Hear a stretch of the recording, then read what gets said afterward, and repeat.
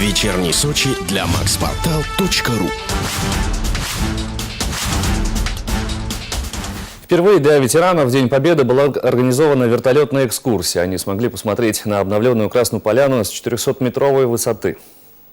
Краснополянские школьники знают поименно каждого воина, не вернувшегося с фронта. Сейчас в поселке осталось 56 человек, свидетелей этих страшных событий. Среди них 9 ветеранов Великой Отечественной войны. Андрей Александрович Вагин подростком защищал горы Кавказа. Наша дивизия располагалась от Умпыря и до Белореченского перевала. Приказ главнокомандующего был 247-й. Ни шагу назад, ни шагу. Такого, собственно, не должно быть абсолютно. Так что этот приказ подействовал на все наши войска, которые охраняли на перевале. И поэтому, значит, немцев не пропустили.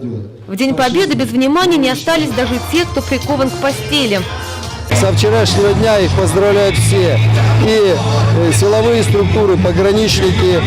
Я очень рад, что откликнулась горная карусель, которая также развезла каждому по подарку. Одним из главных подарков стала экскурсия на олимпийские объекты. Ветераны из кабины вертолета увидели, как преобразилась их родная Красная Поляна. Все новости Сочи на maxportal.ru.